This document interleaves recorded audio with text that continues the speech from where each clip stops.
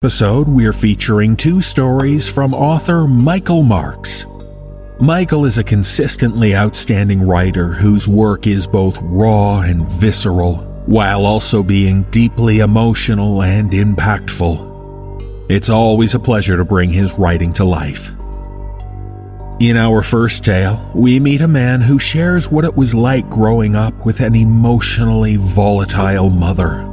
A woman whose abuse, both physical and psychological, left lasting scars on her son. As he grew older, it was only a matter of time before both he and his mother reached the breaking point.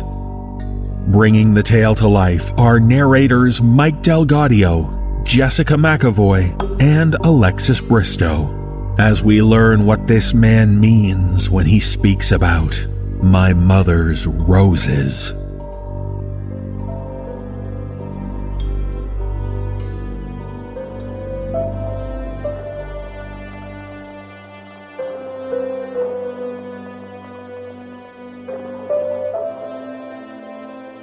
My mother loved roses. She loved her whole garden, but she gave special attention to the roses. I can remember her out in the garden during the day, trimming them and fawning over them as if they were her child. She certainly paid more attention to them than she ever did me.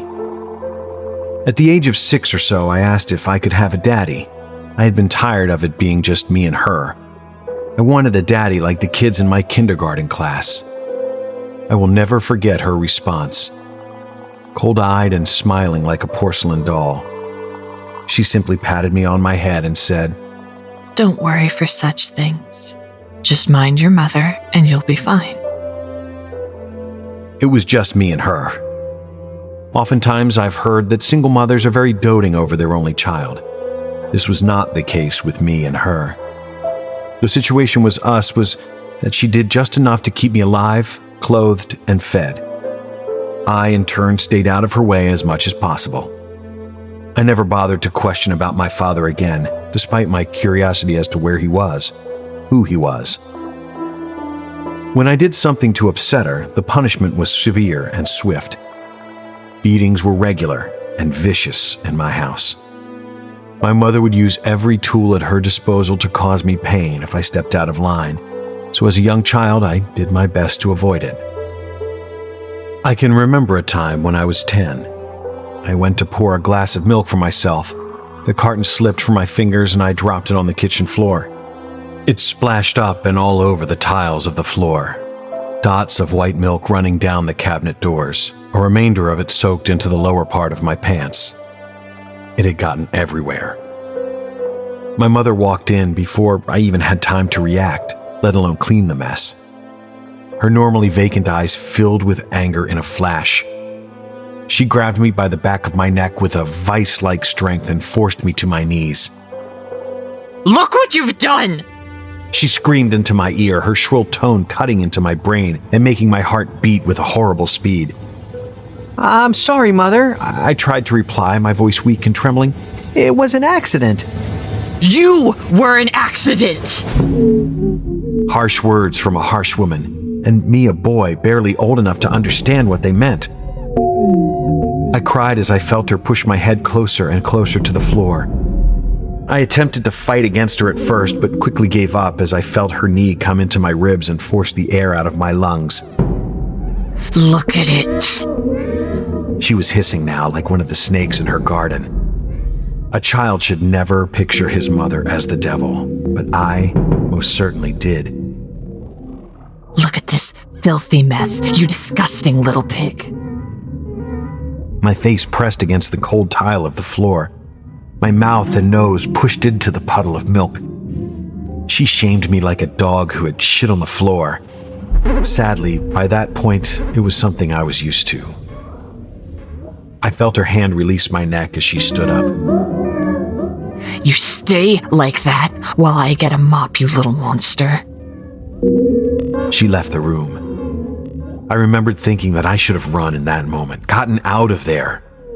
But I didn't. I had nowhere to go. No one but her. She walked back into the room casually, mop in one hand and bucket in the other. I stayed motionless on the floor, face still pushed into the spilled milk, spitting through the sides of my mouth as I took short, staggered, crying breaths. Clean it up. Her voice flat now, the shrill tone gone. I heard the bucket land next to me and the mop handle bounce off the back of my head as she let it go. She turned and left the room, and I did as she asked. Even before I bothered to clean myself, I mopped the floor vigorously, always fearing she might come check my work and worry about the possible displeasure she might feel towards it. She never came back in, though. I just watched her through the window, talking to her fucking flowers as she trimmed them, treating them with more respect than she had ever treated me. I never felt like she loved me, not as much as that fucking garden. I resented that garden so much. I had fantasies about setting it on fire, just burning every last flower and shrub to ash, just so I could see the horrified look on her face. I never did it, though, never had the guts. I just bared the pain, the humiliation, like that's the way it was supposed to be, like that was the way it would always be. Things changed when I turned 16. High school had been rough mostly. I wasn't exactly the most socially equipped to handle the larger classes and different kinds of people that high school brings. In my junior year, though, I met her. Her name was Kat, kind of a goth girl, the fringe type that tries to stand out by blending in. She took an interest in me as I was quiet and I liked to draw in class. She said it made me mysterious. I don't know what drew her to me, but I knew what drew me to her. I had the same raging hormones of any teenage boy, and despite my social, awkward nature and horror of a mother, there was nothing that would stop me from spending more time with Kat. My mother took notice pretty quickly. Despite the fact that she couldn't give a shit about me most of the time, when I started forming any kind of relationship aside from the nightmare that was me and her, she became extremely possessive. I would stay out late with Kat sometimes, necking in the park or just talking in her car. I was really into her and her to me. Still, I would never let her come to my house, always offering the explanation that my mother was really strict. Every time I tell her that, though, I could see that defiant teenage look in her eyes, the look that made me want to be just as defiant. One night, after coming home late, my mother was waiting for me in the living room. Her clothes were still dirty from spending most of her afternoon in the garden, her hand still wearing her thick gardening gloves, her shears still in her hand. Where have you been? She said, calmly, too calmly for my liking. Just out, I said, attempting to bypass her and head up to my room, trying to wear that teenage defiance like a badge. With that slut? Her shrill hiss cut me, and I stopped in my tracks. She knew I had been with a girl. How the hell could she have known? I didn't talk to her, let her know anything about Kat. There it was, though, plain as day. She knew. I turned to face her, dumbfounded. She was smiling. I only ever saw her smile when she was working on her roses. That smile woke something up in me. Maybe it was just the aforementioned teenage defiance. Either way, I lashed out at my mother, lashed out in a way I never had before, and years of anger came to the surface. "Don't you fucking call her that!" I screamed. "Don't you ever say a fucking word about her, you malevolent old bitch!" The look in her eyes, the hurt and rage mingled on her face, dropping her smile into a twisted grimace. Her teeth bared as she rose from her seat, shears still in hand, and began to move towards me. "What?" Arms outstretched as if I was readying myself to fight a bully, and in many ways I was. "What are you going to do to me that you haven't done already 1,000 times before? Beat me? Lock me in the fucking closet for 4 days? Blister my skin with boiling water? What?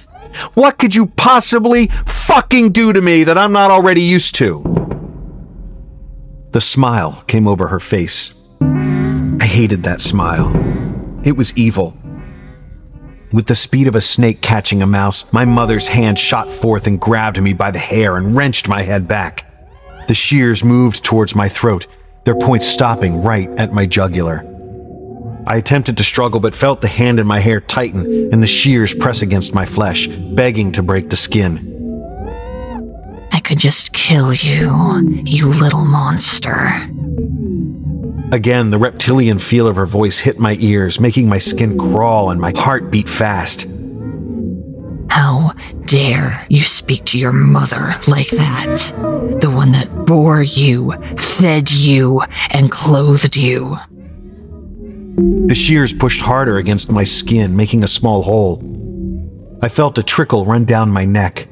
I wanted to tell her to stop, to beg her not to hurt me. It had never worked before. I stayed my words and prayed that this would not be my last moment on Earth. Listening to her flick her devil tongue in my ear. This was not the first time I said this prayer in my head. I felt the shears ease back, then slide down my body. They came to rest over the crotch on top of my jeans. I watched you. I saw everything. Letting that little whore put her mouth all over you. You disgust me. The point of the shears pressed against me hard enough to make me feel pain in my genitals. A tear rolled down my cheek. I could just cut off the filth between your legs. Maybe that would make you mind your mother. Who knows how you've been defiled by that common street trash slut? She led me to the kitchen table by my hair, keeping the shears pressed against me. I didn't resist. I wanted to with all my heart, but fear and years of degrading abuse had taken their toll on my ability to do anything against her. She made me feel powerless, draining that defiance from me as quickly as it had risen up. Put your hand on the table. Her shrill growl commanded me, and I obeyed. I placed my left hand flat on the table and felt brief relief as the point of the shears left my crotch. Only brief, though. I should have seen my punishment coming a mile away, and I'm sure you already have. The shears, now closed, came down swiftly, pinning my hand to the table. At first, I barely felt the pain, just pressure and the odd feeling of something foreign in place of my flesh. It was the shock of the whole thing. I'd received thousands of beatings over the course of my life, thousands of humiliations, but nothing like this. When my brain and body both finally realized what had happened, I screamed. When the pain finally did arrive, it was excruciating, far worse than anything I could have imagined. It was even worse as my mother began wiggling the shears free from the wood of the table as well as my hand. She removed one of her gloves and shoved it into my mouth to stifle me, and then continued. I heard the metal slide free from my hand with a wet thunk sound and tasted the earth and sweat in my mouth from my mother's glove. I fell to the floor, gripping at my mangled hand with my good one. My screaming had stopped by the time I spit the thick padded gardening glove from my mouth and became a sobbing. I stared at my mother as she took her shears over to the kitchen and began washing the blood from them, indifferent to my pain. "Please, Mother," I begged, a last resort. "I have to go to the hospital." I choked the words out through cries. She turned her head towards me, quite content seeing me on the floor before her. The look in her eyes, calm, calculated, and unapologetic. Clean yourself up. We have antiseptic and bandages in the bathroom upstairs. Her tone was flat. No fear, no anger, no fucking nothing. It was like being addressed by no one at all. You can go to a hospital when you apologize for the way you treated me. Defiance was lost. Overwhelmed by pain and fear, my hand was in ruins and I just wanted to get it fixed. "I'm sorry, Mother," I said, weeping as blood dripped off the table in front of me. "I'm sorry for what I said to you." I don't believe you. I need to believe you're truly sorry. I detest fake apologies. You can try again tomorrow. Those words, "try again tomorrow," I'd heard them before. When I was 8, I once picked a rose from my mother's garden while she was inside watching her soap operas. I remember bringing it to her, a simple gesture of love from a son to a mother. I was so young then and wanted nothing more than my mother to love me. She screamed at me, slapped me over and over again. I didn't understand any more then than I do now. She wrapped her bony fingers around my ear and wrenched hard as she dragged me to the broom closet. Screaming and wailing, she threw me inside and locked the door from the outside with a padlock. This was not the first time she had done this. Most commonly, it would occur when I cried. When I stopped, she would let me out. This time, though, was different. She left me in there a whole day before I saw the light again. When she finally opened the door, she stood there, the sun behind her bathed in black light and looking like a fairy tale witch. She asked me to apologize, and me, being only 8 years old, did not understand. I tried to say I was sorry. I heard those words. "I don't believe you. You can try again tomorrow." This went on daily for almost a week. Every day, the same thing. Her asking me to apologize, me trying, and her saying she didn't believe me.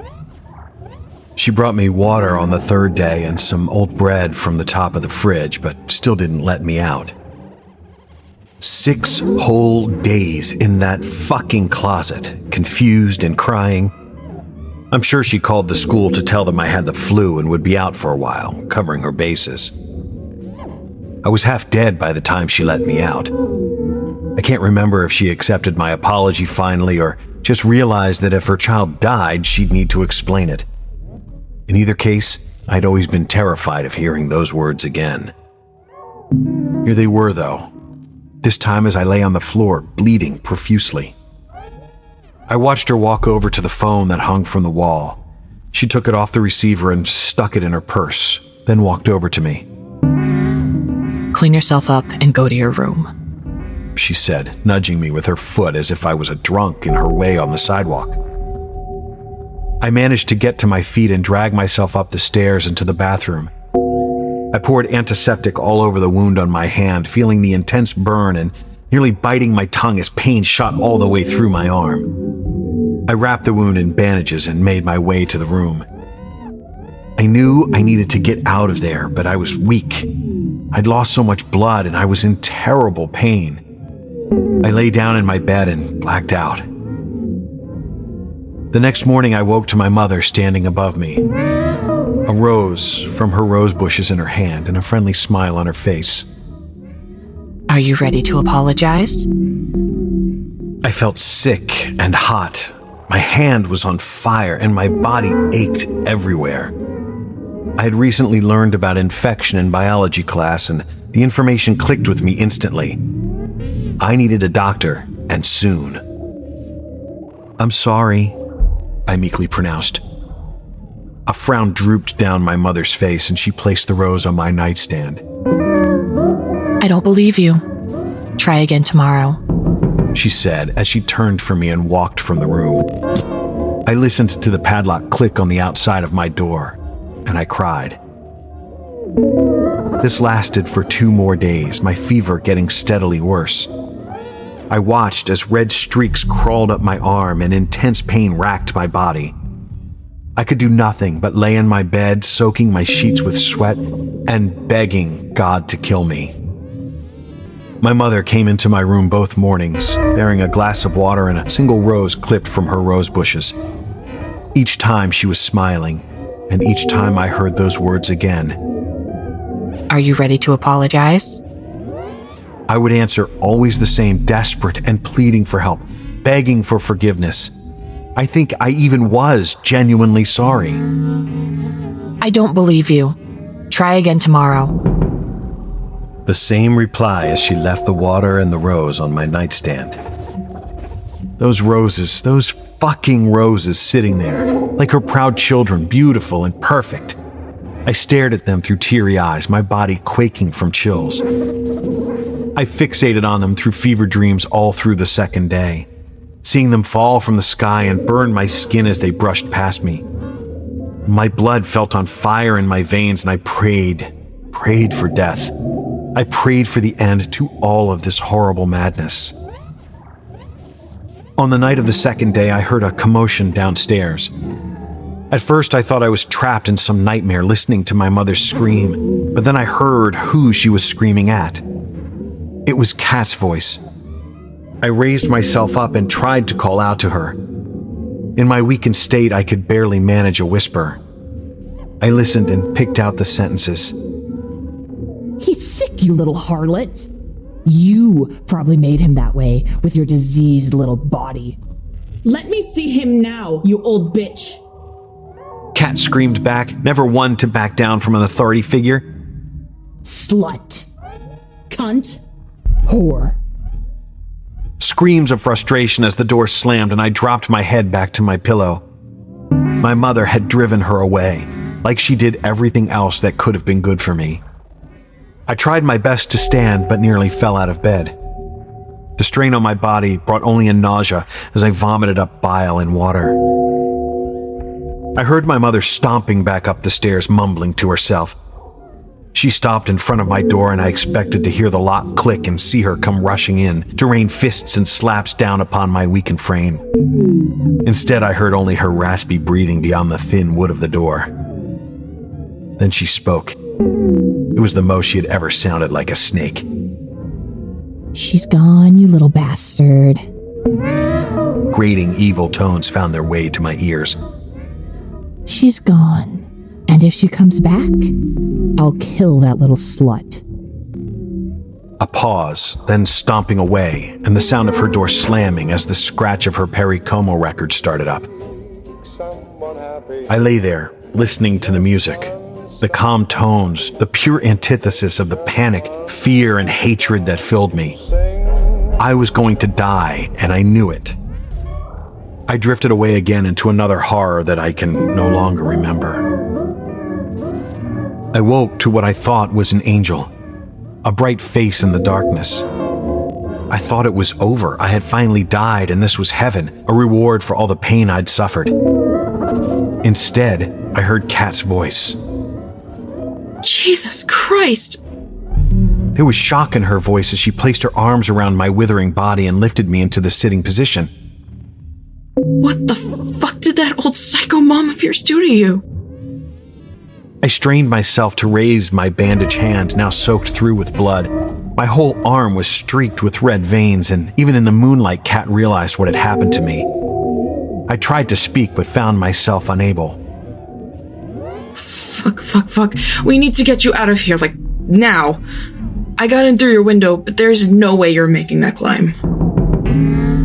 She hoisted me up with my arm around her shoulder. I did my best to support my own weight, but found it to be a seriously trying task. I felt powerless, helpless. Sadly, not a new sensation for me. She started dragging me towards the door, and I realized it was pointless. I managed to summon up enough strength to say one word. Padlock. Kat looked at me, fear gripping her eyes as they widened. What? She locked you in here and left you to die? Loud. Kat was very loud. And I didn't at the time, but now I realize it was on purpose. That crazy fucking bitch! She set me down gently on the floor, and that's when I heard my mother's stomping feet as she quickly moved from her room down the hall to just outside my door. I heard her keys hit the padlock, and through a haze I saw Kat stand at the ready. As soon as the door swung open, Kat lunged beyond it and out of my sight. I could hear it, screaming, scraping, and clawing battle. Defiant youth versus experienced brutality. My mother shouting at the top of her lungs, I'll kill you, slut! Trying to steal my child from me! Who the fuck do you think you are? I expected to hear the same from Kat, but behind my mother's screams I only heard raspy breaths. I struggled to my feet, summoning every ounce of strength that I had and using the door to steady myself. As I peered my head into the hallway, I saw my mother's back and Kat pressed up against the wall. My mother's hands were around her throat and she was squeezing as hard as she could. She had gained the leverage and somehow bent Kat at the knees. I looked into Kat's eyes. They pleaded for help. I pulled every ounce of strength that was left in my body up to lunge forward and grab my mother by the shoulders. I heard her howl as I tore her from Kat's throat, using my momentum and body weight to propel us both towards the stairs. I watched in slow motion as I swung her free from my arms and I fell limply to the carpeted hallway floor. I'm not sure if I knew what I was doing. Later, I would tell myself that the delirium, the fever, and the infection were to blame for my impulse. Inside, I've always felt, though, that I threw my mother toward those stairs hoping she would fall, praying for it. I wanted to be free from the hell she had put me through. She was wearing slippers. Her traction on the edge of the wooden staircase was nearly non-existent as she attempted to steady herself. As she fell, she turned back towards me, the look in her eyes one of genuine fear. I remember being put off by this look, disgusted even. My mother had never shown me one genuine emotion in her life, and she chose that moment to look like a human being for the first time. Her feet gave way beneath her and she grasped out for the railing, her bony fingers falling just short. She disappeared down the long staircase. I could hear the sound of her tumbling down. I heard sounds like snapping twigs as her thin frame was battered by gravity and the edges of the hard wood working in tandem. It culminated in a loud thud as her body slammed against a wall at the bottom of the staircase. Kat rushed up behind me. The whole thing had only taken a matter of seconds, and I don't think she even realized what had happened as she once again attempted to pull me to my feet. I rasped out breaths and attempted to form words. The final use of what little energy I had rendered me incapable of standing. Get help. Her eyes grew wide as if the thought of leaving me had not even occurred to her until that moment. She gripped my shoulder and then raised my head to give a quick peck on the mouth before she turned away with the promise of a quick return. She paused only for a moment as she looked over the edge of the staircase, just long enough to look back at me with wild, panicked eyes. She said nothing, then disappeared down the stairs and out the door. When she was gone, I crawled across the carpet. The sounds I had heard and the look in Kat's eyes told me quite a bit about what I would see at the bottom of the staircase. I had to see it for myself, though. I needed to see it before this house was filled with paramedics and police. My hands dug into the carpet and dragged me towards the edge of the stairs, just far enough so I could peer over. At the bottom of the stairs was my mother, her frame twisted in an odd way, with one of her legs bent backwards and her head twisted just a bit too far in my direction. I could see the bones poking through the flesh, but my focus was on her eyes. They were still painted with that look of horror. The true, genuine fear of knowing she was fucked, well and truly fucked, and I had been the instrument of her undoing. My eyelids grew heavy and my head collapsed to the floor, but I kept my gaze on her as I drifted away. "I'm sorry," I said, as consciousness finally slipped away from me.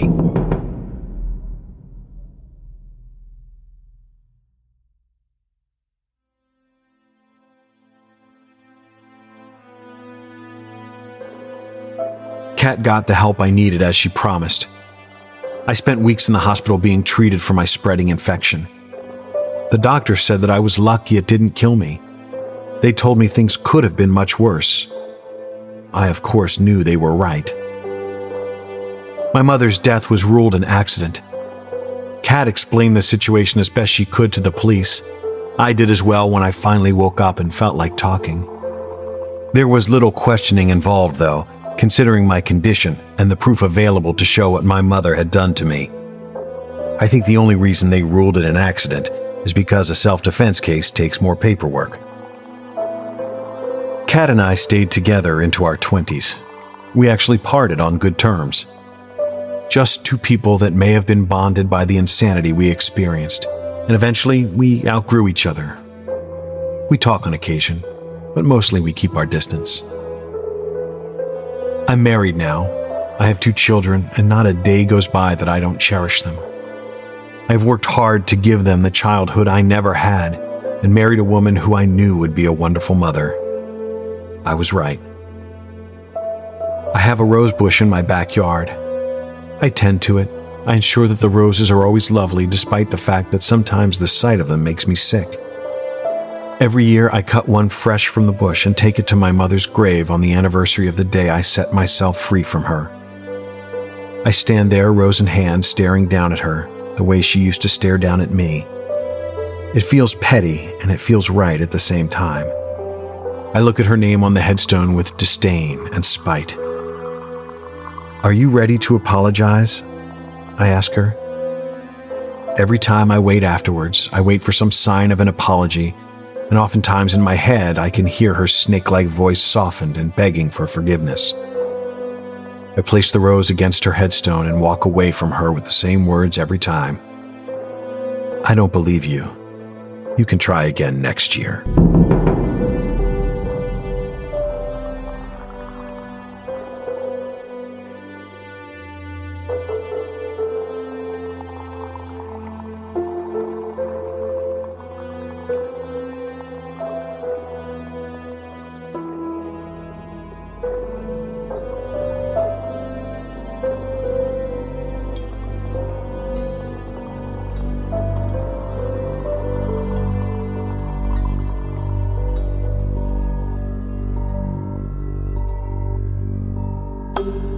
For our final tale, we meet a husband and wife who are deeply in love.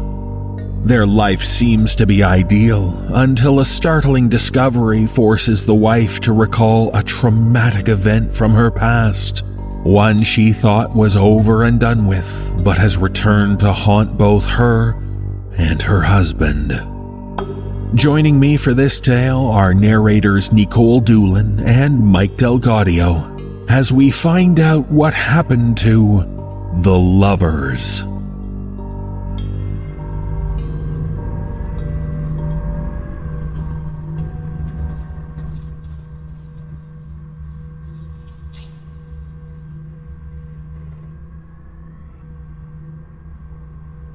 I watched the blade glide effortlessly across Neela's throat.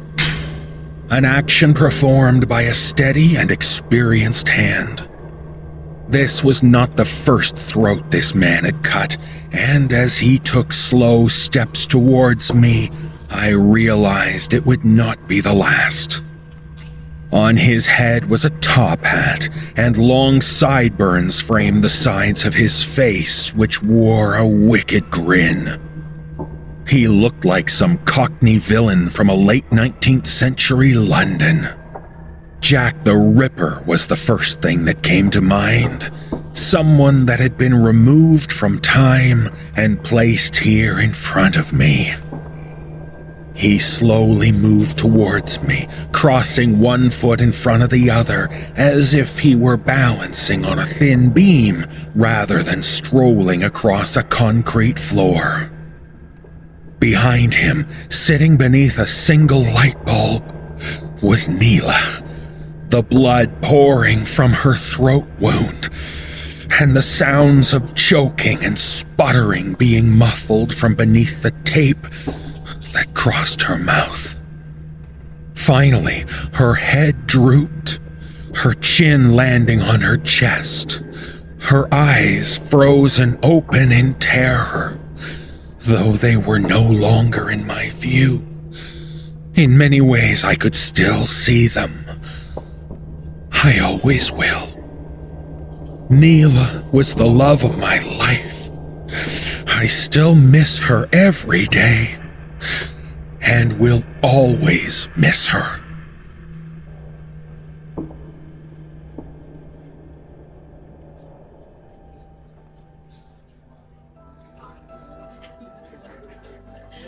Earlier that evening, Neela and I had been at dinner.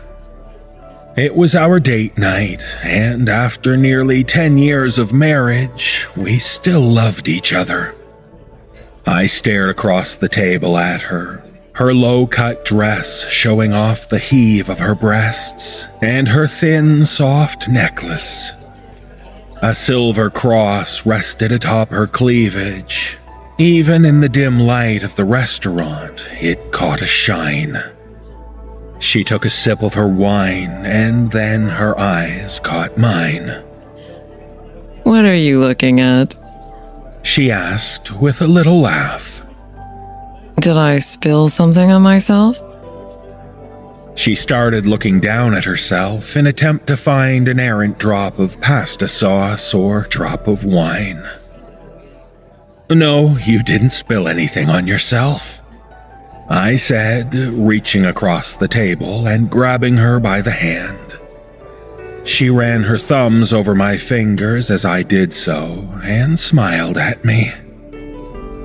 I was just looking at you. You are goddamn beautiful.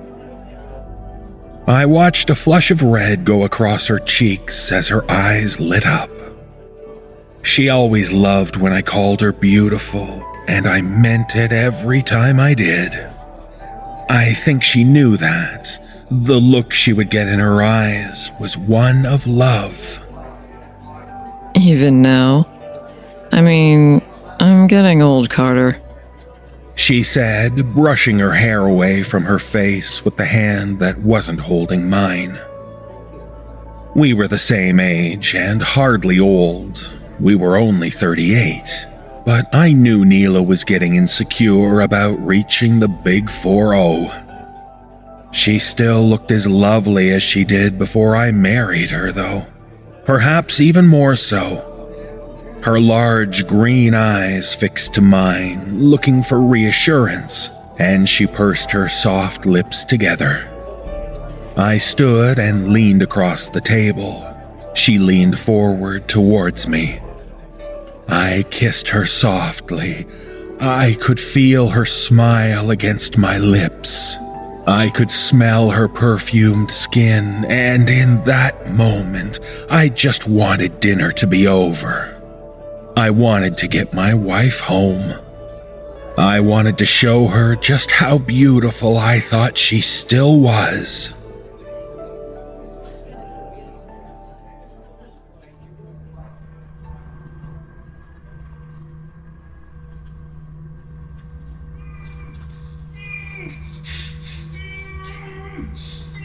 The top hat man reached my side. I was screaming through the tape, covering my mouth as I watched the life drain out of Neela. He tapped me on the shoulder with the blade of the knife. As he did, I could feel my wife's blood fly up in drips and land on my cheek. It mixed with tears pouring out of my eyes and ran off my chin. I wrenched my neck towards him with my eyes full of rage. I tore against my bonds and tried to shake apart the chair that was holding me.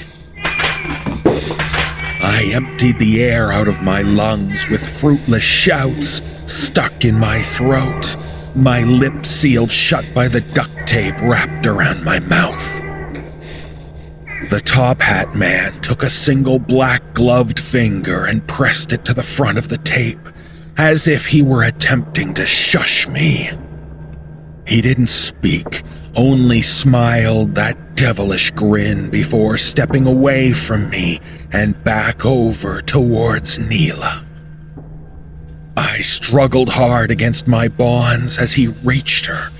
He shook his long black coat from his shoulders and gripped her by her fire-red hair. He walked around behind her, slowly pulling her head back as he did. There they were, my wife's beautiful green eyes frozen open in horror. I turned my head to look away. I couldn't see her like that. I sat there with my eyes shut as the top hat man went about his business. I could hear the sound of steel scraping away at flesh, the wet sound of something tearing free. I cringed as I listened, powerless and bound. The sound stopped, and I faintly heard the top hat man's steps slowly approach me again. In my head, I could see him doing the same motion he had done previously, slowly putting one foot in front of the other. He whistled a tune as he walked this time. It was Ring Around the Rosie.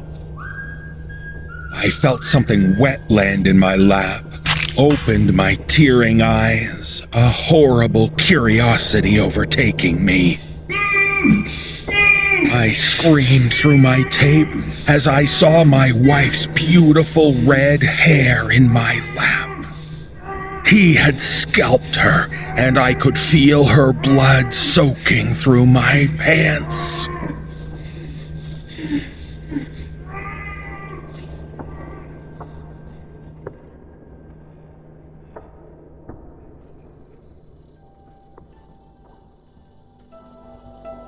I had my arm around Neela as we left the restaurant. My hand caressed her bare shoulder. The night was warm and inviting. It was a perfect date night. Her hand reached up and touched mine as we strolled slowly across the parking lot. She leaned her head down and kissed me on the knuckles before turning her head towards me and smiling. How did I get so lucky? She asked with a wink before leaning over and kissing my cheek. You didn't get lucky, my dear. You attained me with pure skill and charm.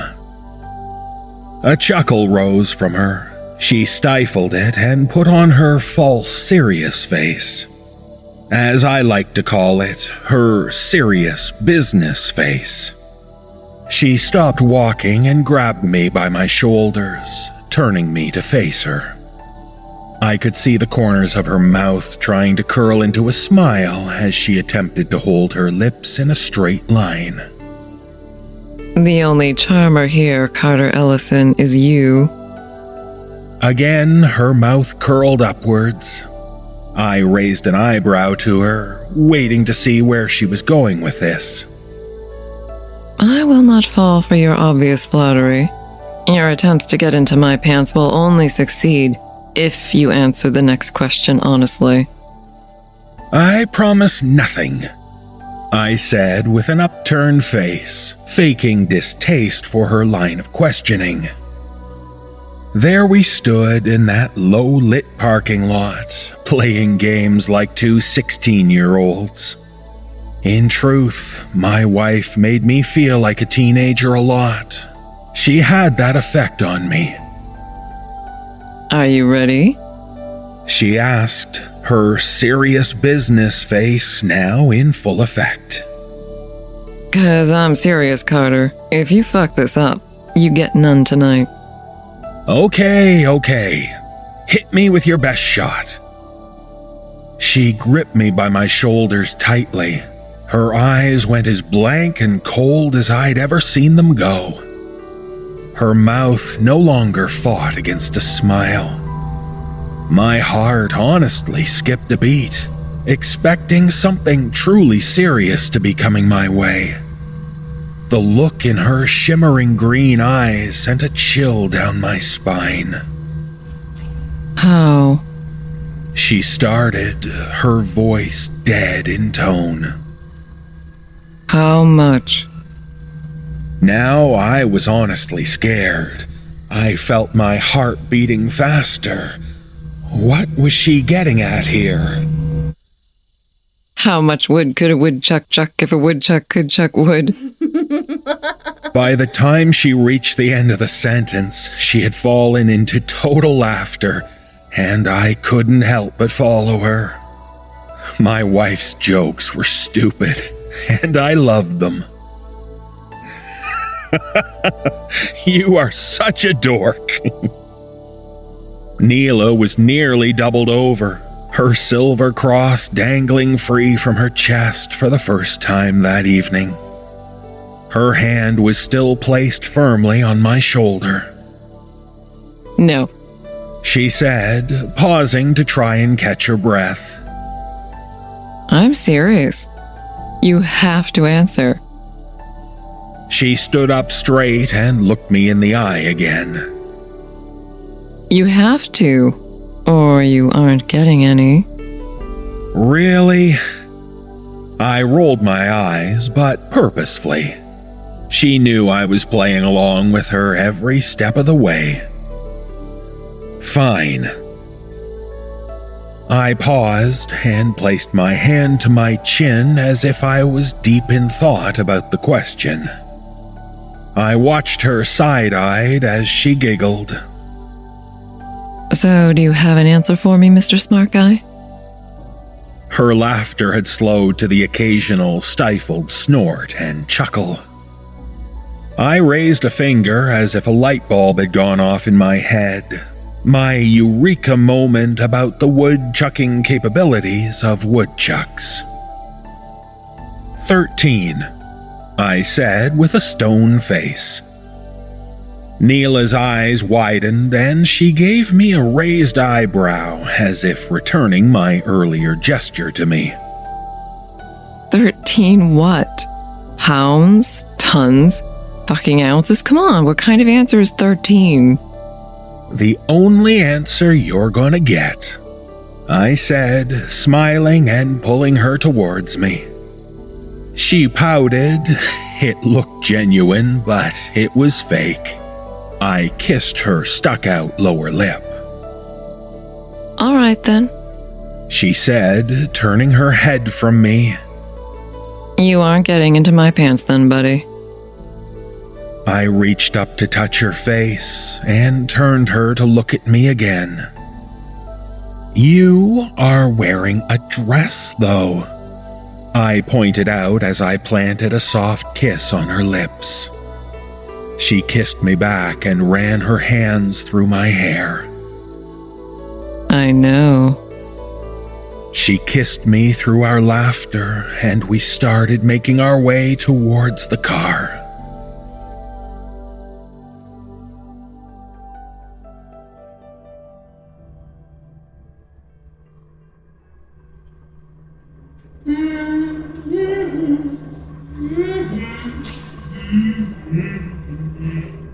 The top hat man danced around me, whirling and spinning while humming a gleeful and unsettling tune. This one I didn't recognize or didn't care enough to remember.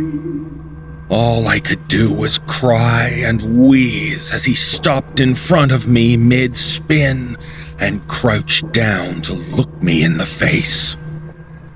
I lifted my head and looked into his long face, made to look longer by his large sideburns and top hat.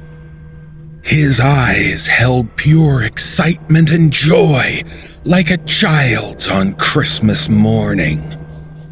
I attempted to ask him why through my tape. I'm not sure if he didn't understand me or if he just didn't care, but my pleas went ignored. He reached out and pulled Neela's scalp from my lap. I cringed as the wet feeling lifted from my skin. He took off his hat and his long, stringy black hair fell free. He placed the shock of Neela's red hair over his own, and then placed the top hat back on his head. I cried as I watched the blood drip down his face. He licked it from his lips like some insane monster and slowly walked in a circle around my chair, staring at me and whistling the whole time. My eyes followed him. I tried my best not to let them fall to rest on my wife. She still sat across from me, covered in blood, her skull exposed and her head down. He made his final stop directly in front of me again. He reached out and snatched the tape off of my mouth with one quick motion, and before I even took a breath, I started screaming my wife's name. Neela! Neela! The top hat man tightened his hand into a fist and brought it down hard into the side of my head. My screams abruptly stopped as the world went foggy and I slumped forward in my chair. He crouched in front of me again, just as he had done when he put my wife's lovely red hair under his hat in that grotesque mockery. His thumb and forefinger gripped my chin and lifted my head to face him. He was close, disgustingly close, like he wanted to kiss me. I could see the blood staining his teeth and see the thick little hairs that stuck out from the edges of his nostrils. I stared at him with glassy eyes, and he looked right back through me with irises as black as coal. Why do you get love? He said, his voice soft and calm. Why do you get love when I am denied? He reached into his breast pocket and pulled out a card. It was large and cumbersome, and his gloved hand, slick with blood, fumbled to hold it up. It was a tarot card. On it, the two people embraced in a field, a large heart behind them to symbolize their affection for each other. The woman on the card had fire-red hair. At the bottom of the card, 2 words were printed: The Lovers.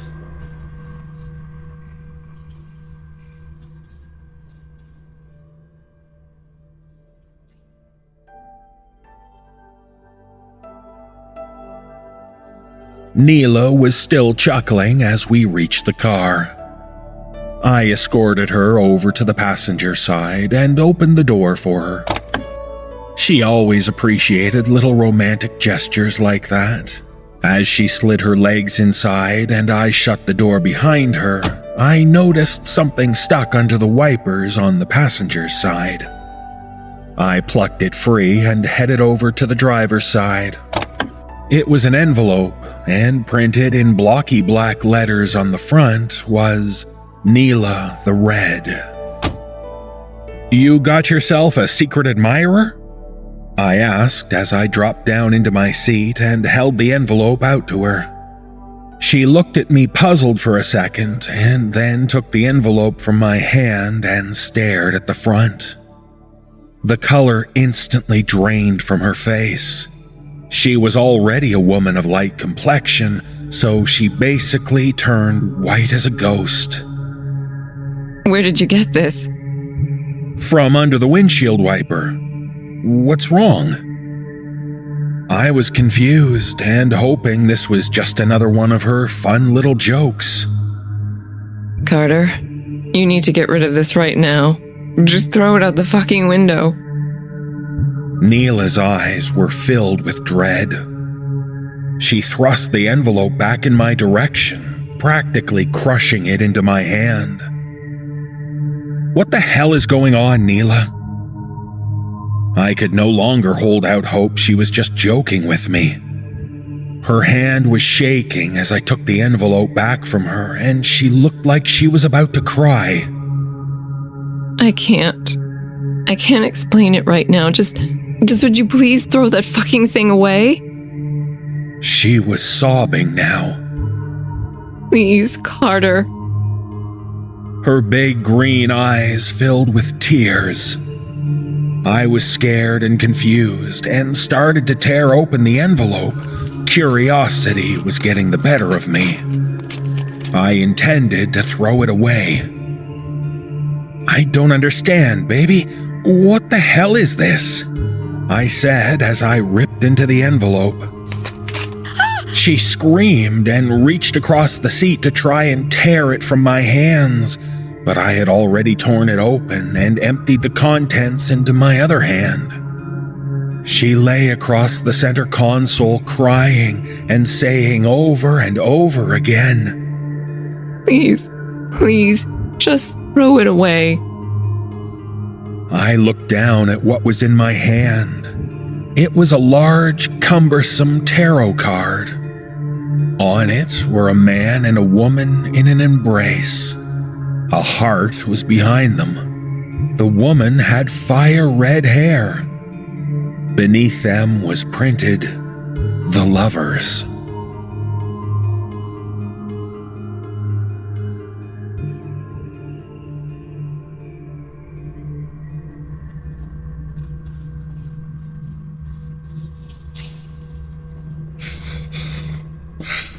Why?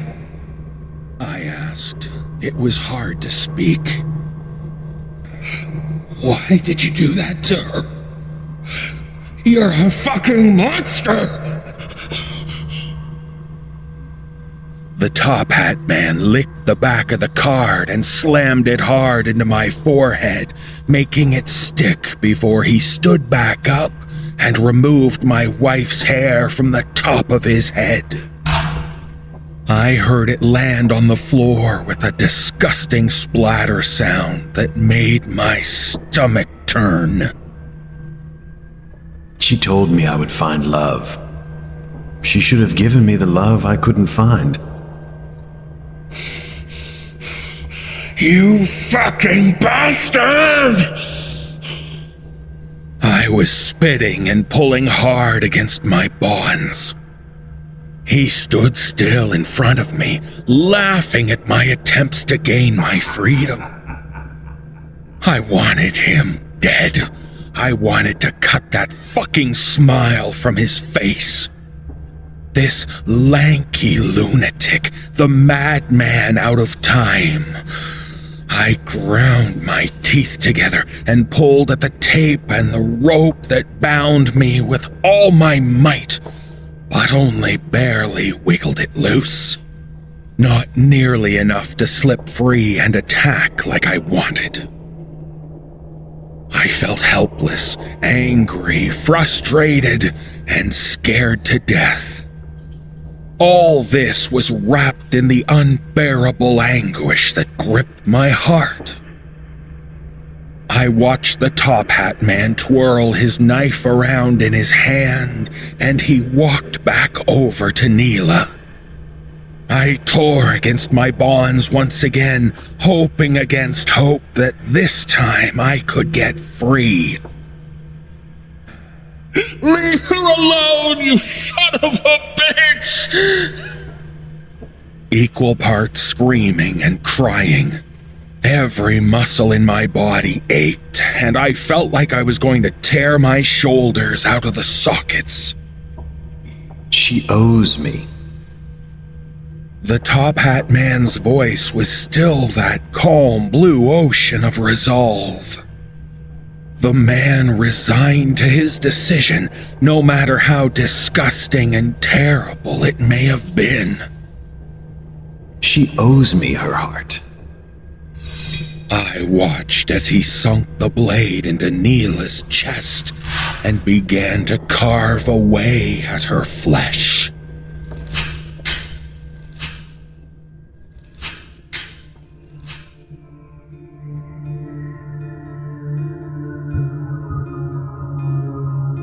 Neela, what the hell is going on? I asked, holding the tarot card with my left and running my hand over her back with my right. I could feel her shudder and sob as I made an attempt to comfort her. She looked up at me finally, her eyes red and her mascara running down her cheeks. I'll tell you. Please just throw that thing out the window and get us the fuck out of here, Carter. I did like she asked. I rolled down my window and tossed the card and the envelope out. She sat up and wiped her face clean as I started the car and pulled out of the parking lot. I glanced over at her, waiting for her to start explaining why she was freaking out. I was scared and, to be honest, more than a little confused. In the 12 years I'd known Neela, over 9 of them as husband and wife, I'd never seen her like that. Not ever. So? I said, coming off a little more stern and impatient than I had actually intended. Neela sobbed once and threw her hands over her face. She collected herself quickly and stared at me once again with her beautiful eyes. Carter, when I was younger, before I met you, She paused, like if she waited maybe I would tell her to just not say it. I couldn't, though. I needed to know. I wanted to help, and I couldn't do that without knowing. I simply looked back at her, switching my attention between her and the road as much as I could. Neela, please, just tell me what's going on. when I was younger, She bit her lip. I had a stalker. A stalker? A million questions flooded my mind. I tried my best to hold them back. The one that sat at the front managed to slip out, though. Why have you never told me about this? Again, this came out far more stern and upset than I had intended. I thought I was done with him, Carter. She fired back, angry at my impatience and my attitude. What happened to me, it's not exactly something I want to share. I wanted to spare you the gory details of my past. Did he... I stopped the question in my mouth before I said it. I couldn't say the word. She finished my sentence in her head. No, Carter. No, he didn't. He fucked my mind, though. For years. I was terrified to leave the house. I fucking left Washington to get away from him. I moved halfway across the country. I wanted to put it all behind me. How did he find you? I asked like I thought she might know. I was scared and just belting out the first thing that came to my mind. Neela, visibly frustrated, put her hands over her face and spoke through her fingers. I don't know. She was crying again. How the fuck could this happen? I reached over and put my hand on her shoulder, taking my eyes off the long stretch of country road that led back to our house. It's gonna be okay, Neela. I'm here with you now, and I'm not gonna let it...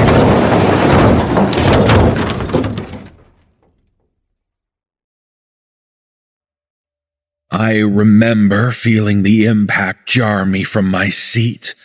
Something struck our car from the side. The sound of shattered glass and twisting metal mixed with the screams of my wife. I braced my body as the car flipped over onto its side and then rolled onto the roof, leaving us upside down for a brief second before continuing its roll into the ditch on the side of the road. I'm not sure when I struck my head, but the last thing I remember was Neela reaching out to me as we rolled, just before it all went black.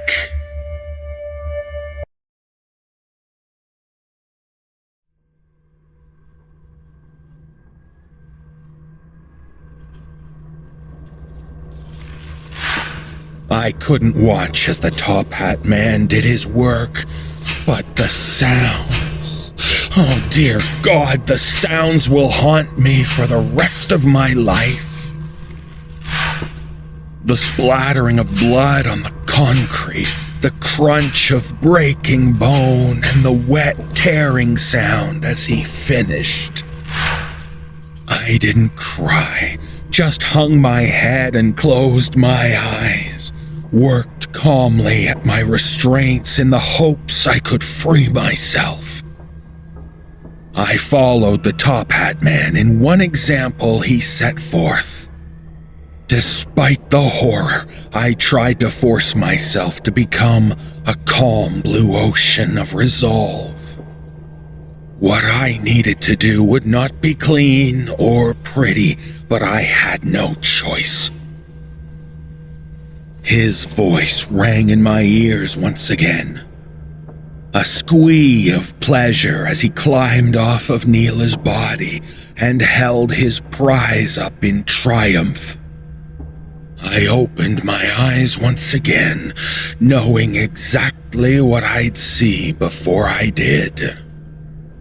The top hat man stood facing me once again, his black clothes glistening with blood, his hands stained crimson. In one hand he held the knife, in the other he held Neela's heart.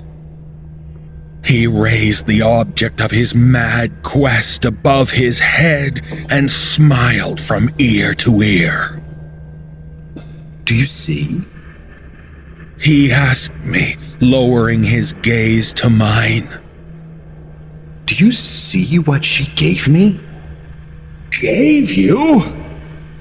I shouted at him, the tape around my wrists finally starting to give enough to begin wiggling my hand free. She didn't give you anything, you psychotic bastard. You butchered her.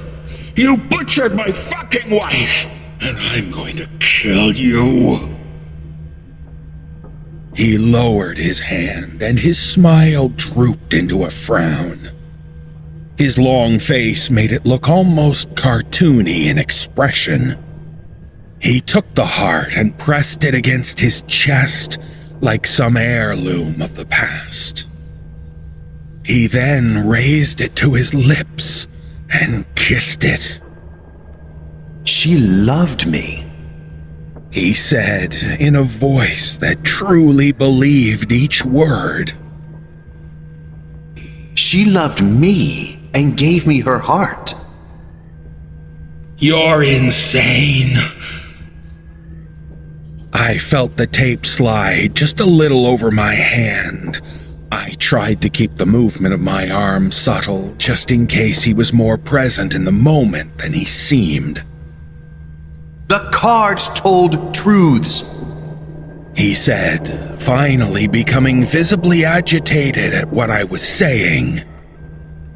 She loved me, you saw!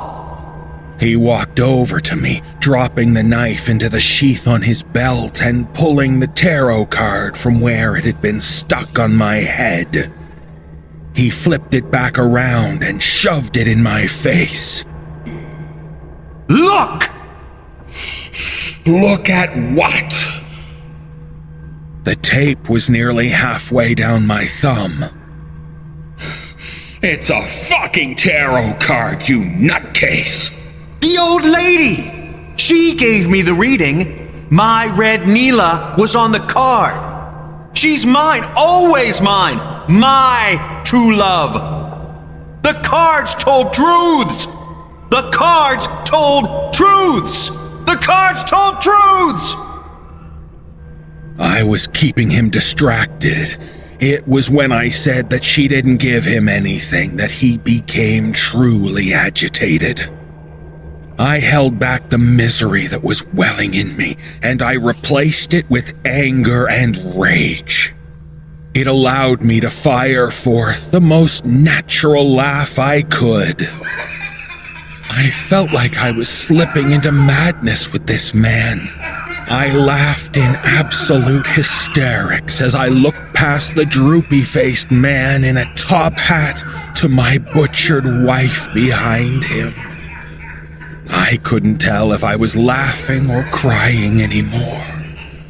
I wanted to die, but I wanted him to die first.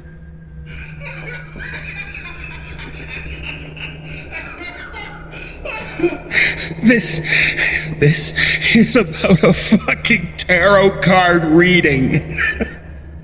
My wife looked like the drawing on some goddamn tarot card, so you murdered her. and cut out her heart. I was laughing with no humor. My mind had snapped. There was actual fear in the top hat man's eyes as he watched me slip lower on the scale of sanity than him.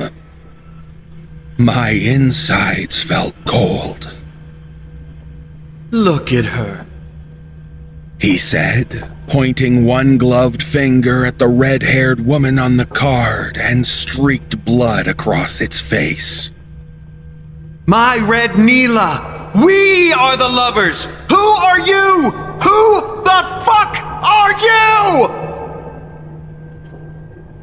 My hand slid free from the tape, and it all happened so fast I'm not sure either of us knew what was going on. The top hat man was close, so close I didn't need to lunge far to grab him. He was hunched down in front of me, so he fell off balance quickly as I grabbed his head and pressed my thumbs into his temples. We both toppled to the ground with me on top of him and my chair on top of me. My feet were still taped to the base, so I dragged it with me as we slammed into the ground. I watched as his top hat flew from his head and landed at Neela's feet. I sunk my fingers into his skull and lifted it before slamming it into the concrete floor with every ounce of strength I could muster. His eyes rolled into the back of his head as it struck the concrete. He pawed for his knife, but I paid little attention as I lifted his head again, ready to crush his skull. He brought the blade up into my side. I howled in pain and forced his head down even harder this time. He grunted as my wife's heart fell from his hands and he left the knife jammed into my ribs. I picked his head up once more, my body only still moving through the power of pure rage. Over and over again, I slammed his head down. The blade sticking out of my side caused pain with each slam. I ignored the sharp, intense feeling. It was nothing compared to what I felt inside. I rolled off of him when the back of his head felt like mush in my fingers. I cried and screamed and raged on the floor for I don't know how long before I passed out.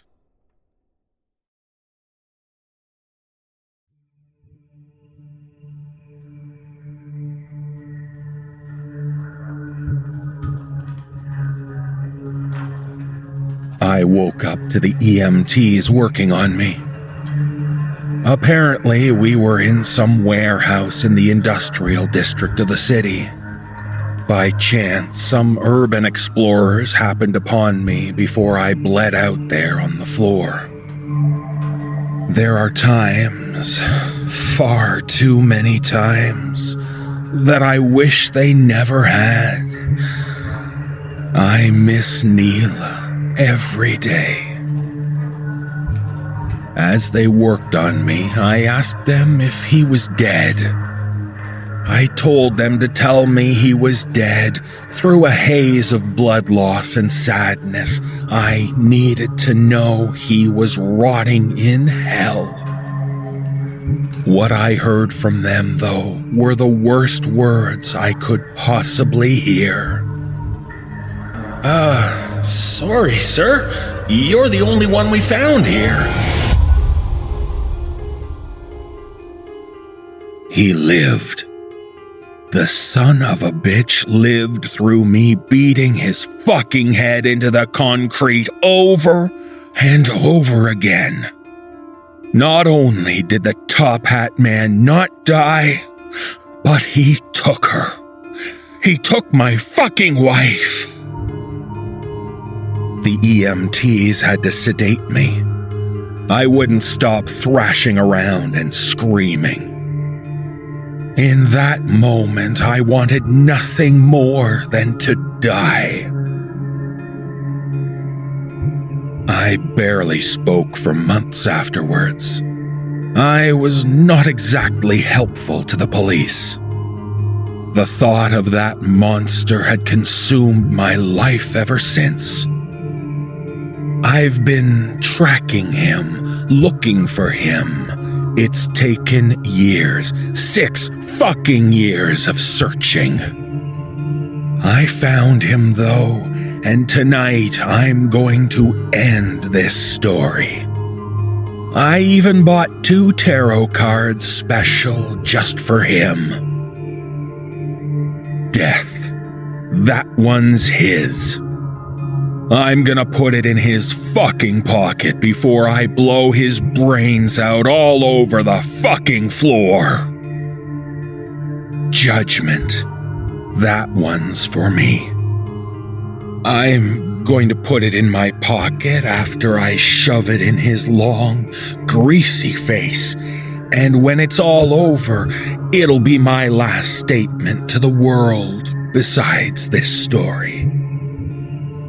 Unlike the last time I saw a tarot card, though, these ones actually tell truths.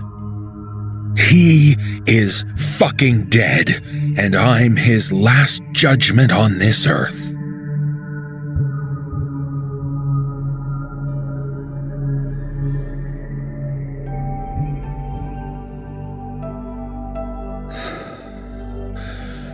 Tonight, it ends. I hope I see Neela again in the next life.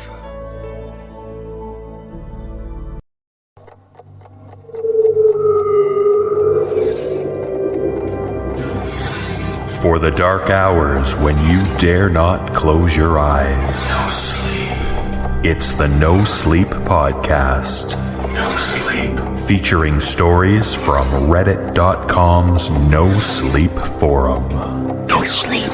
Join us as the sleepless hours tick past.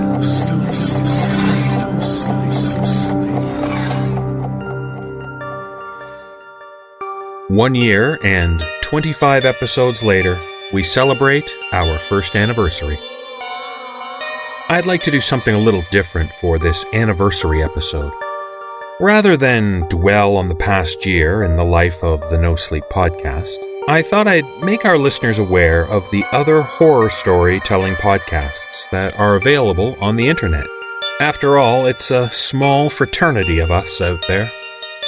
One of the oldest and most respected horror podcasts is Pseudopod, which features top-notch fiction writers and professional narrators crafting outstanding horror tales. Make sure you check them out at pseudopod.org. Another great place for outstanding horror fiction is the Fear on Demand podcast, found at fearondemand.com. Sydney Williams is the host and producer of the shows, and he is a member of a close-knit community of horror and suspense authors. The stories on Fear on Demand are very high quality in terms of both writing and narration. In fact, I was in contact with Sydney a number of months ago and volunteered my services as a narrator. Sid was kind enough to include me in the show, and I had the pleasure of reading a story that will be featured in the next episode of Fear on Demand, as soon as the show marks its return in the coming weeks. I asked Sydney if I could include the story I read for his podcast on this bonus episode of the No Sleep podcast, and he graciously gave me his permission. So it's with a friendly tip of the hat that I thank our friends at Fear on Demand and present to you this episode's lone story.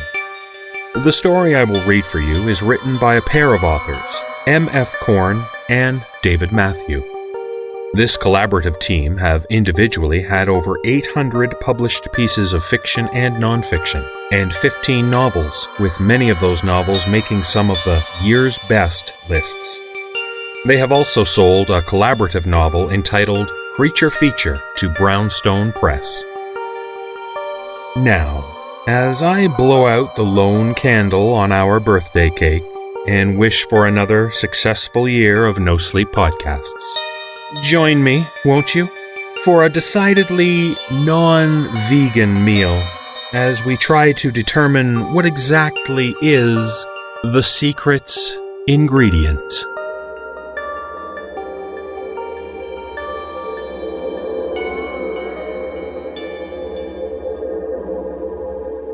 Down Peck's Hollow Road, the old truck lurched into Meadow Park Baptist Cemetery. A huge fellow got out, cursing to himself as he almost slammed the door against his ham-fisted thumb, but the creaky door bounced back instead of clicking shut. "Hey, keep it down," said the wiry guy who was emerging from the vehicle's other side. The moon-bathed cemetery whispered through fetterings of the pecan and oak trees, sashaying in the strong night winds. "Where's the new one?" said the larger man. "Eddie the retard said it was on the west end. Over that way." The markers glowed from the moonlight, bathing them in an almost phosphorus evanescence.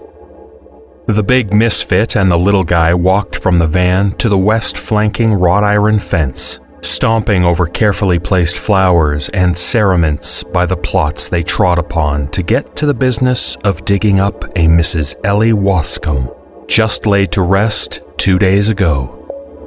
The men had their shovels and made use of them quite handily. "Hey, Ralph," said the big man. "I seen a picture one time. These guys were digging up a body, and when they got the casket out, the lid flips up and an old woman starts screaming at them." Ralph had earned a little sweat on his brow. He mopped it away with his shirt cuff and said, "Well, that ain't gonna happen tonight, so don't worry about it." Christlieb frowned. "I didn't say I was worried about it. I just said I'd seen it." "Keep digging." An owl was keeping time in the distance. Leaning on his shovel for a moment, Ralph tried to find it. He was already out of breath. This was strenuous work for a man with a hole in his heart. Poorly paid, too, but at least it would get a creditor off his back for another month, once they had delivered the corpse. Christlieb set to once more. The man was indefatigable, with no interest in money. In other words, he was a perfect partner. Ralph watched him work for a few seconds. Then, bored with that, he followed the path of a battlecruiser cloud in the pacey night sky. It seemed to get snagged on the steeple arrowing up from the church. The cloud was punctured. A few seconds later, a few spots of rain were felt. "Great," said Ralph. Christlieb loved the rain. When he felt the stray drops softly land on his bald spot, he started to dig with added fervor, added zeal. The rain reminded him of his childhood, of the times when he'd been allowed out of the house, which had been few and far between. Carefully, he probed the periodontal problems he'd been having with his tongue. Pain also made him work harder. Sooner started, sooner finished, thought Ralph. He helped his colleague. The dirt was sprayed all around as they dug deeper. The rain brought out the full fragrance of the earth. It wasn't pleasant. Standing on top of the coffin a half hour later, Ralph was reminded of his time as a surfboarder in his youth, before his health problems had been all too real. As ever at this point, he was nervous. The thought of the lid cracking open, planted by Christlieb, wasn't helping much either. He took a screwdriver from the kangaroo pouch that he was wearing, attached to his heavy belt. It didn't fit the screws. "Shine the light down here," he said to Christlieb. The rain on the wood was making an awful racket. He pried open the casket, lifted the lid, and gave the corpse a big, wet kiss. "Hey there," said Christlieb. "That's enough." "Sorry," but Ralph was suppressing a smile. Hauling the corpse from the pit was like dancing with a drunken bear, but between them, they managed to get the corpse in the van and the grave filled in less than an hour. The rain pummeled the consecrated grounds of the cemetery as the van bumped its way back up Peck's Hollow Road. Cut to the brink of a lovemaking climax. At approximately the same time, two people, two strangers really, were emerging from the undergrowth of a bout of pounding lovemaking. Having macheted their way through a 45-minute jungle, they could both see the light through the twitching branches. A few more of these, thought Cameron, and she'll be as right as rain. Kathy, on top, was galloping on Cameron's hip bone. It felt as though she were attempting to drive him through the bucketing mattress. He was nearly out of breath, but Kathy didn't seem to be. The bed springs were braying like a group of donkeys on a beach. The CD had just finished playing, but added to the din were the obstreperous gurgles and howls now emanating from Kathy's gullet. Bingo, thought Cameron as he felt her body clutch at his groin. As he shared the moment, as his body sneezed into hers, he released the handful of buttock that he'd been gripping for the last 5 minutes. His wedding ring had left a mark on her skin. Like a felled tree, timber! Kathy collapsed to the side. They breathed like sumo wrestlers for a few seconds. "Ooh la la," said Cameron. "Wow," said Kathy. Cameron could scarcely believe his luck.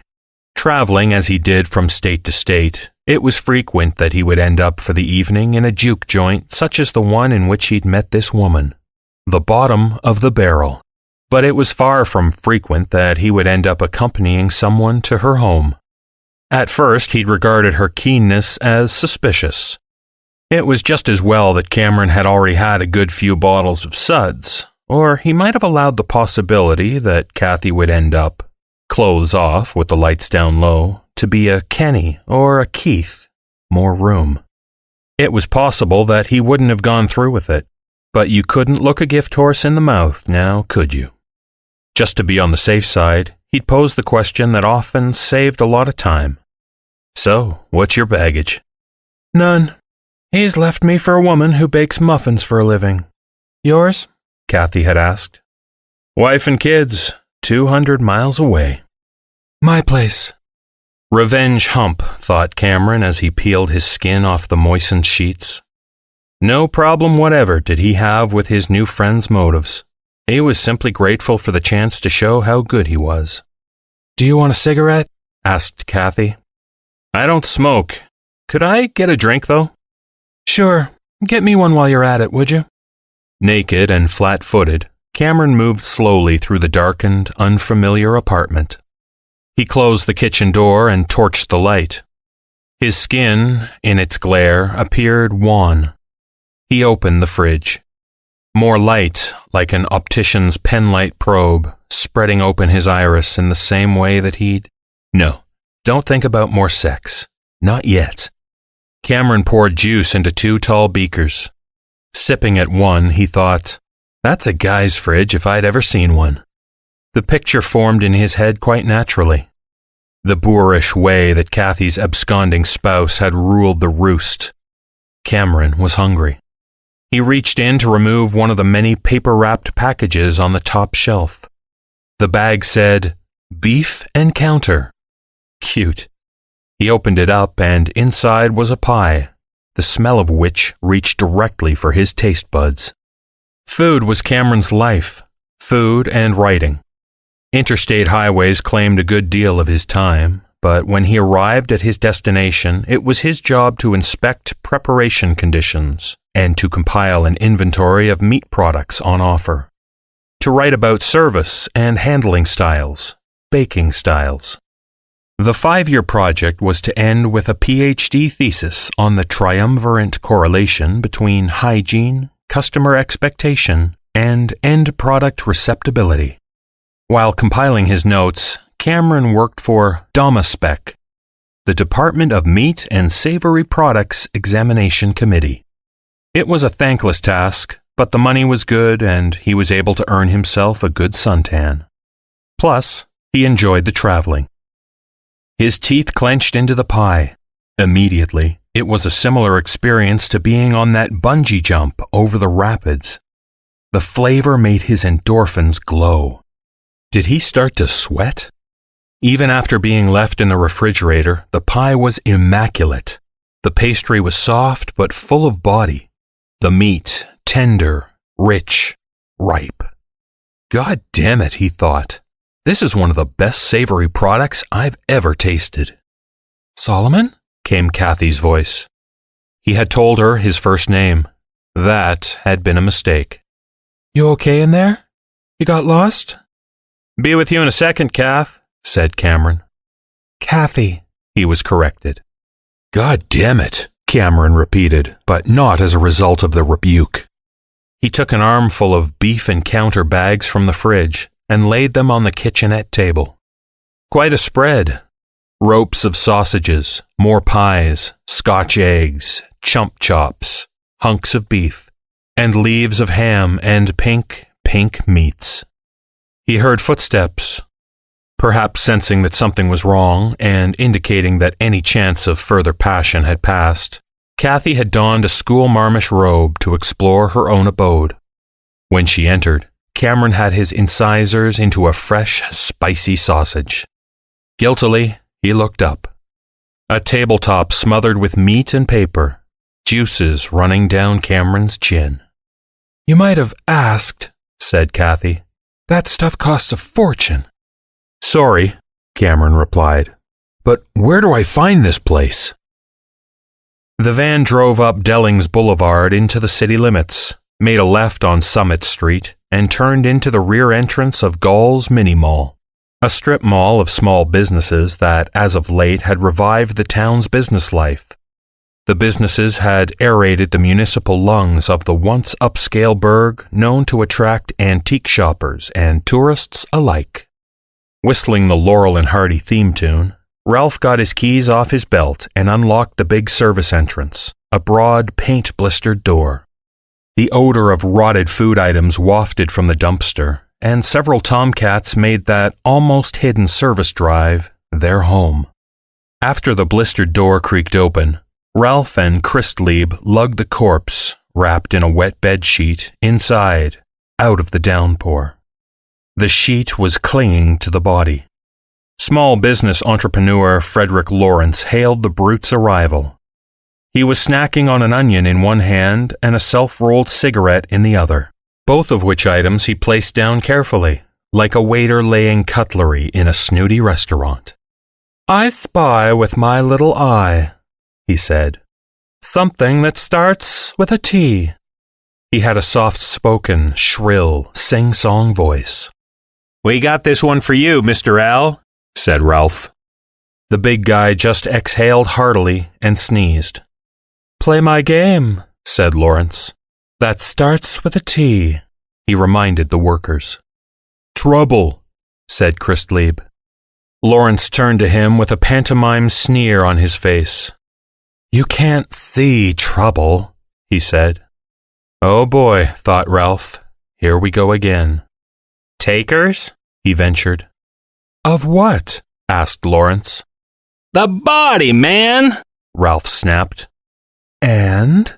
Lawrence was making a sign with his hands, inviting on the flow of traffic. Both Ralph and Christlieb were stumped, to Lawrence's unhidden disgust. Can you say torso? Said Lawrence. Torso, said Christlieb. We gotta get going to Greenhaven if we're gonna get you our quota, Mr. L. This was Ralph.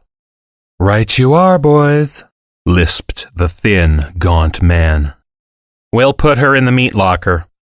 That'll be fine, boys. Little Ralph eked. Oh, I almost forgot. Eddie the retard says there are 2 derelict bum corpses at the city morgue, and they're getting a pauper's burial tomorrow. Both of them. Where we just came from, off Old Peck's Highway. Tell Eddie the retard he gets another bottle of gin livet from me then. I'll see you boys later on. When you come back with that other body, don't forget to lock up. Yes, sir, Mr. L. Christlieb sneezed again. Elaborately, with great patience, he ran his face the length of his jacket sleeve past his nostrils.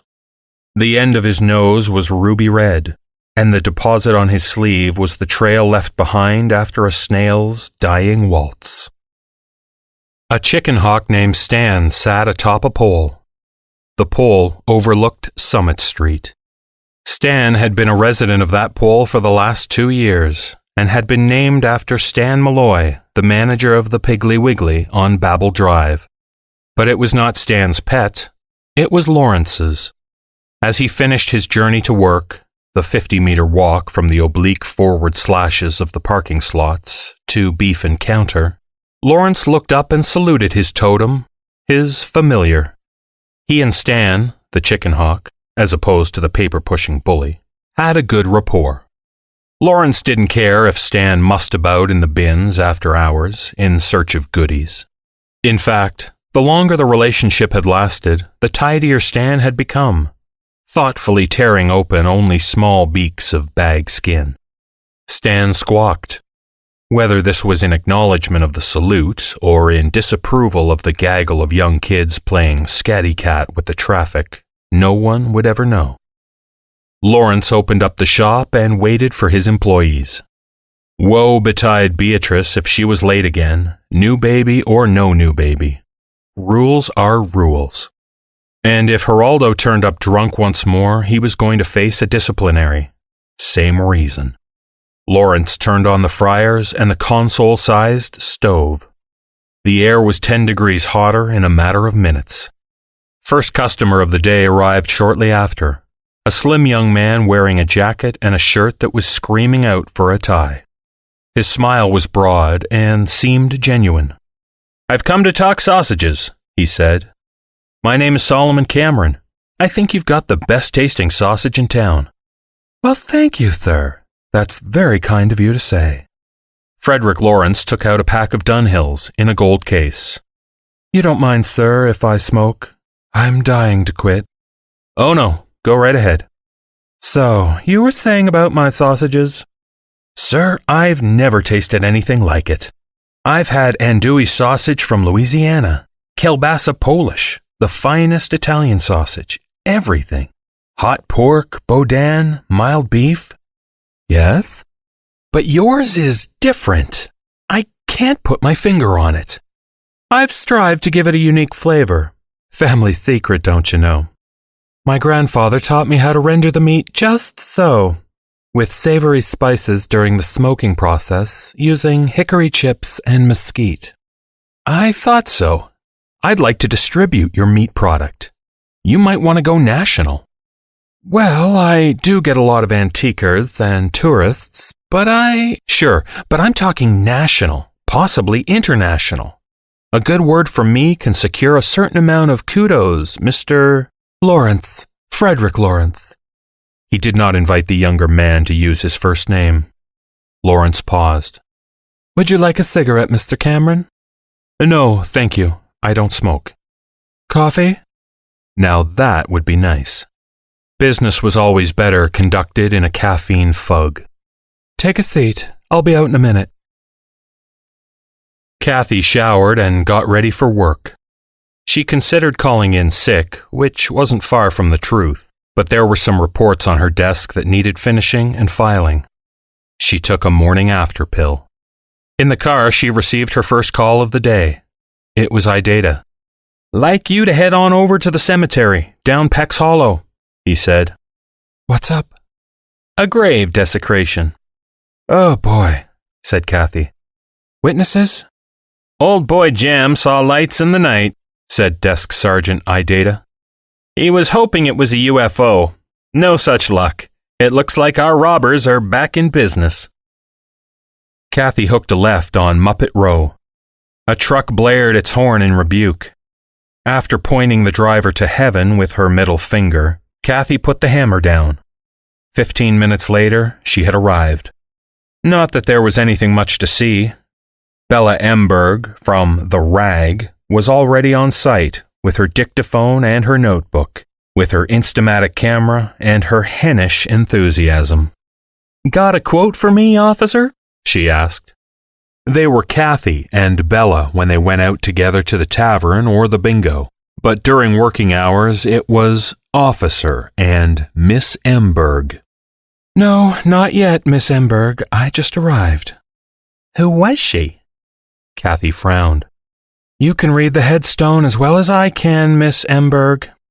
I mean, why her? What do you know? Nothing. The replaced dirt and soil had been packed down with care, but a trained eye could see a lot more than the casual disregard of criminals would believe. The deceased had not been known to Officer Kathy Maids. Ellie Wascombe was a woman who had suffered a short lifetime of medical problems. She had worked, packing toy monkeys and plastic fake guitars, in a warehouse, getting ready, year-round, for the Christmas rush for children's gifts. As far as Kathy knew, there was nothing awry about her demise. Do you think, asked Bella, that there was a sexual motive involved? A full report will follow, Kathy replied. Bella smirked. Lowering her notepad, she said, And what about yours? My what? Your sexual motive, you little minx. Rumor has it you left the bottom of the barrel bar last night on the arm of a handsome stranger. Is it true?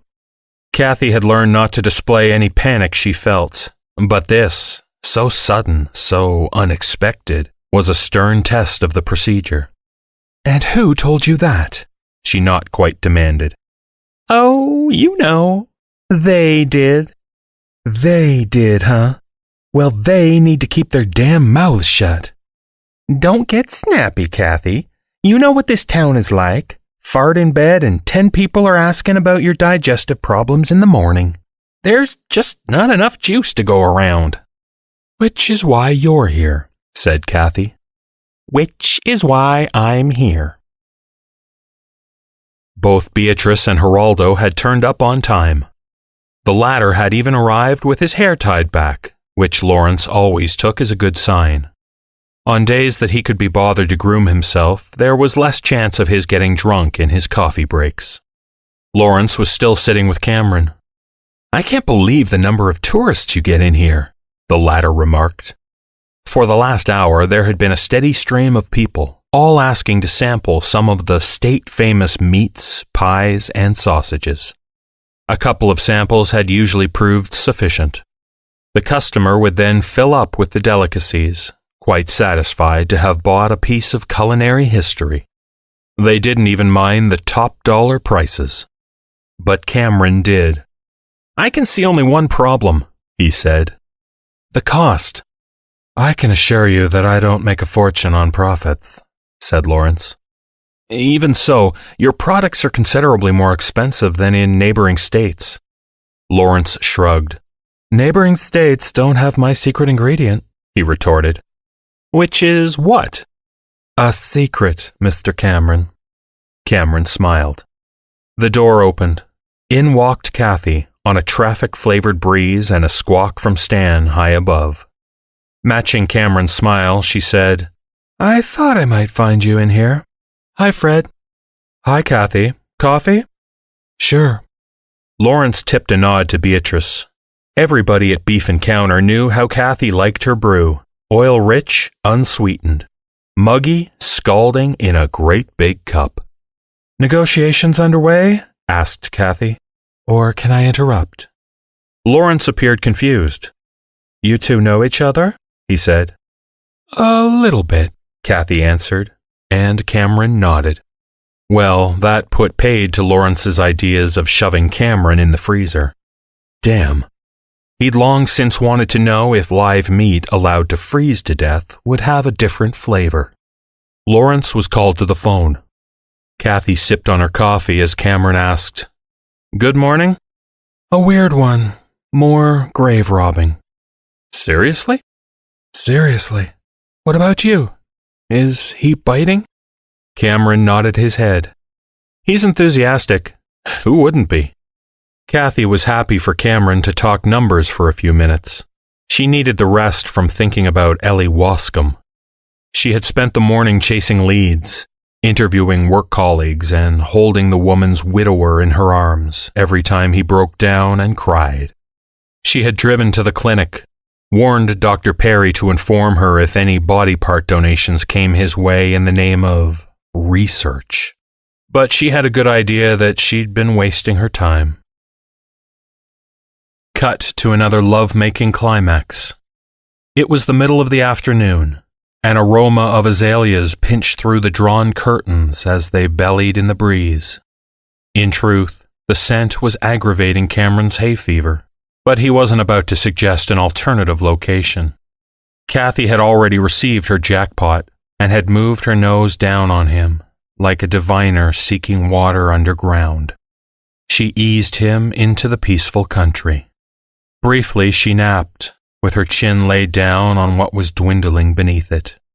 When her weight had become uncomfortable, Cameron eased himself out of bed. He went for a drink.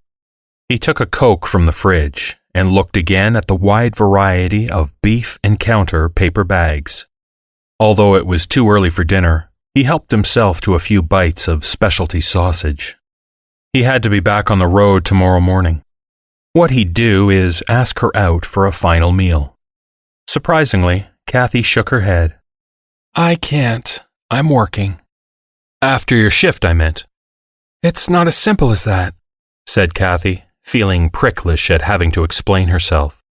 Her husband, Don, had always been just as unreasonable. It wasn't fair. I'm a cop, she said unnecessarily. It just doesn't work like that. I have a hunch there'll be another robbery at the cemetery tonight. A couple of down-and-outs are getting buried as we speak.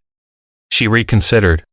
Or rather, there won't be a robbery because I'll be there. With backup? Asked Cameron. No, on my own. In my own time. Cameron paused. Then he said, in a what-the-hey spirit and confident that she would refuse the offer, Why don't I be your backup?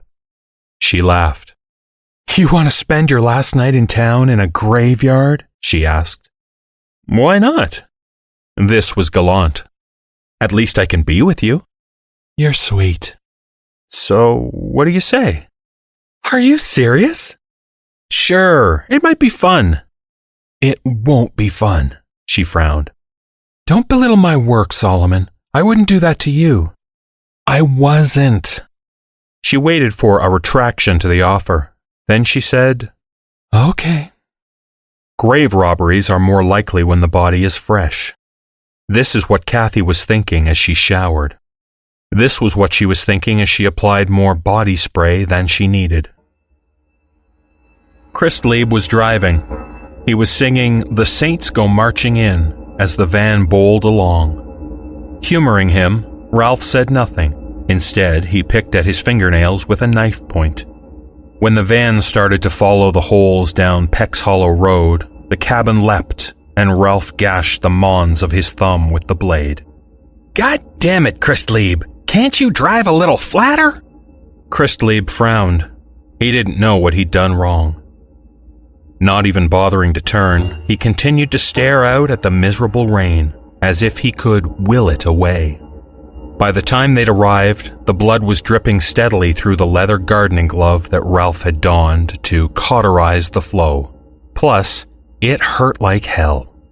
Let's get on with it, said Ralph. They found the first of the paupers' graves.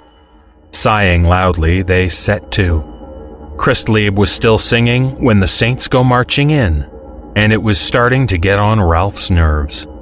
It seemed so inappropriate a choice as to be positively jinxed. He asked the big man if he would kindly keep his trap shut. So Christlebe started humming a rap tune from the hit parade. Light and sound arrived simultaneously. The flare of a torch and the click of a safety catch being released. Then Kathy's voice said, Want to tell me what you're up to, boys? Ralph swore. Christlebe froze. Neither of them spoke. What's the matter? Kathy went on. You lose your dinner money down there or something? Getting paid to be sarcastic was one of the best parts of the job. Still, neither Christlebe nor Ralph said a word. I might have guessed it'd be you two jokers again, said Kathy. Well, what are you waiting for? Christlebe dropped his shovel and stepped aside from the foot-deep pit. They had not got very far. Where the hell do you think you're going, genius? Kathy demanded. You got a date? By her side, Cameron arched his eyebrows and said, Kathy, shut up. Finish the job. The angle of the light changed as Kathy turned to Cameron. She was pointing the gun at his groin. Christlieb sneezed. "You, get in there and give them a hand." "Kathy, just do it. 3 pairs of hands are better than 2. I don't want to be here all night." She used the gun to usher Cameron over the growing molehills of displaced dirt. "You got another shovel for your new friend?" "Sure, Kathy," said Ralph. The scene was static. Kathy growled. "You've all got 2 seconds to start digging," she said, "before I start filling the grave with some extra bodies. You got me?" The 3 men started digging. Frederick Lawrence rubbed his eyes. He was in the back room of Beef Encounter, alone, with the CD player gently offering Für Elise. He was drinking hot chocolate and waiting for a couple of phone calls. The first came from Geraldo. He sounded stoned, but what he said was, "Done." "Good. How much did they want?" 200, and they'll pulp it in the morning." "Good. Thanks." Geraldo had been referring to Ersatz Automobiles, with whom Lawrence had enjoyed a long-running professional relationship. When a car needed to be disposed of, that was where Lawrence went. "Yeah, I'm still awake," said Bella Emberg. She was watching a Friends rerun. "Something up?" She could hear the upset in her friend's words. "He's left me, Bella," said Kathy. "I was just a pit stop." "Oh, honey." "What did you expect?" she wanted to say. "Do you want to come on over?" "I'd like that." They'd known each other for the better part of a decade. At moments of crisis, they invited each other over for a sob and a smoke. Bella went to the kitchen to see if she had any hash left in the spaghetti jar. "You'll never get away with this," Cameron promised. "Away with what?" "Don't be numb. With grave robbing." "I was never there, baby. Neither were you, if that's any consolation." Kathy smirked. "I was at a friend's house. Come on. You wanted to know about the secret ingredients, didn't you?" The thoughts became cursive, but very slowly. A bag of pennies seemed to spill out inside Cameron's stomach. He tried to roll the window down, but he wasn't fast enough. Vomit gargled from his parched throat. "I don't believe you," said Cameron. "Your belly does," said Kathy. "Tell him, Christlieb." The big man was in the back of Kathy's unmarked car. He was holding Kathy's gun to Cameron's crown. Ralph, meanwhile, with his wounded thumb, was driving the corpses to Beef Encounter. "You mean I've been eating people?" "Among other things." "Oh, dear Lord. Look, Kathy, what you do is your own business. I swear to God. I won't say a word. Just let me out and I'll catch a cab back to my car. I'll be out of town before you say Jack Robinson." Kathy didn't have the heart to tell him that he no longer had a car. She was silent. They drove round the back of Beef Encounter. As quickly as possible, Christlieb, having returned the weapon to its owner, Ralph and Cameron hauled the derelict's bodies into the store. Lawrence was there to meet them. He had turned off the music. "I spy with my little eyes something beginning with T," he said. "Torso, Mr. L," said Christlieb. "Good boy." "Inside the freezer, please, fellas," said Lawrence. It took only a second for Cameron to realize that he meant for them to transport the corpses inside, but his blood did not thaw quickly. He could not get his head round the fact that he had eaten. No, it wasn't possible. The freezer was stuffed with shanks and hanks, some on hooks and some on trays, on tables that resembled autopsy slabs. It all smelled reassuringly meaty. These were animals, he was sure of it. There was nothing to worry about, he thought as he laid down the first sheet-covered corpse. "Hi, darling," said Kathy. Cameron turned with a quizzical expression on his face. He thought it was an odd, perverse even, thing to say at this point. but he immediately noticed that the remark had not been addressed at him. It had been addressed at the blue-white corpse that was hanging from a hook on the back of the door through which they'd entered. The hook was embedded in the back of his skull. The eyes were wide open and laced with frost. "Solomon," said Kathy, "I'd like you to meet my two-timing husband." Dear God, the blue lips, the snow on the prow of his naked belly. "Please, no," said Solomon Cameron. "I won't say a word." Lawrence pointed. "You asked about the secret ingredient," he said. "It's not spices, it's not sauces.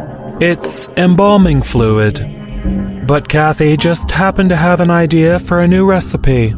Didn't you, girl?" "I did indeed." The door slammed.